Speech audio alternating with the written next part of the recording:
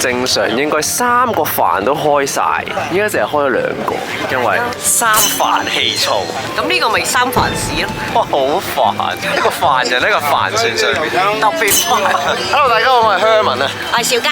係60秒帶大家去一個香港嘅新地方啊！嗱，古董車咧，大家有可能坐過啦。古董船啊，唔知大家坐過未咧？今日帶大家嚟到尖沙咀呢度，穿越時空啊！冇錯啦，咁啊探索呢個香港歷史，係坐呢個古董船。喺我身後呢個就係鴨鈴號啊！咁啊，其實呢個鴨鈴號咧，至今咧已經70年啦。佢係起喺1955年嘅，咁佢係一隻中式嘅三帆木魚船嚟嘅。咁啊，當時咧就由漁民擁有啦，咁係會出海捕魚，亦都係漁民嘅屋企嘅。咁啊，80年代咧，啲漁民退晒休之後咧，就由呢個法國商人咧就購入咗啊。咁啊，由於昔日咧香港咧係呢個漁港嘅關係啦，咁啊帆船咧就係呢個香港嘅標誌喎。咁啊，當時咧香港旅遊業協會咧就租用咗，咁啊成為咗呢個觀光船，咁啊做咗呢個旅遊大使，推廣香港嘅作用。咁嗰時咧就係只限旅客上船嘅啫。咁鴨鈴號咧喺呢個漁業式微啦，咁啊帆船咧就一一被淘汰嘅厄運之下咧，就竟然可以生存到落嚟喎。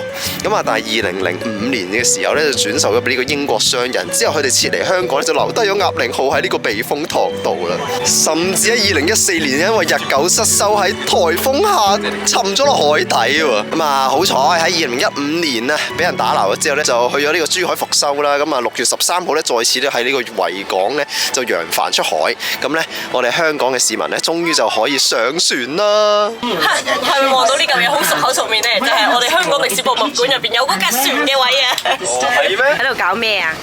諗緊唱歌。點解啊？呢個咁靚嘅船頭，咁就高掛曲。